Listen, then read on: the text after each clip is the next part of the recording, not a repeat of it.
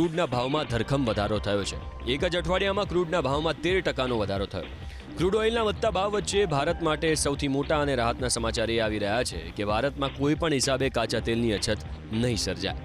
અમેરિકાએ ભારતને રશિયા પાસેથી તેલ ખરીદવાની છૂટ આપી દીધી। 30 દિવસ સુધી ભારતીય કંપનીઓ રશિયા પાસેથી તેલ ખરીદશે।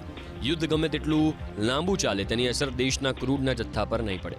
દેશમાં ક્રૂડના તેલ ઉપલબ્ધતાને લઈને કેન્દ્ર સરકારે પણ પૂરતું આયોજન કર્યું છે। ભારત પેટ્રોલિયમે મોટું નિવેદન આપ્યું છે કે દેશમાં ઈંધણનો પર્યાપ્ત ભંડાર છે। તેલની સપ્લાય પણ સંપૂર્ણ રીતે સામાન્ય છે। નાગરિકોને કોઈ પણ અફવા પર વિશ્વાસ ન કરવા અને પેટ્રોલ પંપ પર ભીડ ન કરવા માટેની અપીલ કરવામાં આવી। એટલું જ નહીં, ભારતમાં રસોઈ ગેસની પણ કોઈ અછત નહીં સર્જાય। રિફાઇનરી કંપનીઓને ભારત સરકારે એલપીજીનું ઉત્પાદન વધારવાના આદેશ કરી દીધા। ક્રૂડના ભાવમાં ધરખમ વધારો થયો છે। એક જ અઠવાડિયામાં ક્રૂડના ભાવમાં 13% વધારો થયો।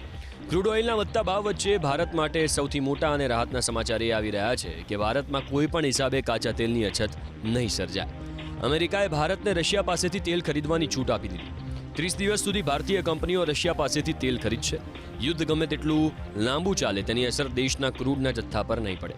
દેશમાં ક્રૂડના તેલ ઉપલબ્ધતાને લઈને કેન્દ્ર સરકારે પણ પૂરતું આયોજન કર્યું છે। ભારત પેટ્રોલિયમે મોટું નિવેદન આપ્યું છે કે દેશમાં ઈંધણનો પર્યાપ્ત ભંડાર છે। તેલની સપ્લાય પણ સંપૂર્ણ રીતે સામાન્ય છે। નાગરિકોને કોઈ પણ અફવા પર વિશ્વાસ ન કરવા અને પેટ્રોલ પંપ પર ભીડ ન કરવા માટેની અપીલ કરવામાં આવી। એટલું જ નહીં, ભારતમાં રસોઈ ગેસની પણ કોઈ અછત નહીં સર્જાય। રિફાઇનરી કંપનીઓને ભારત સરકારે એલપીજીનું ઉત્પાદન વધારવાના આદેશ કરી દીધા।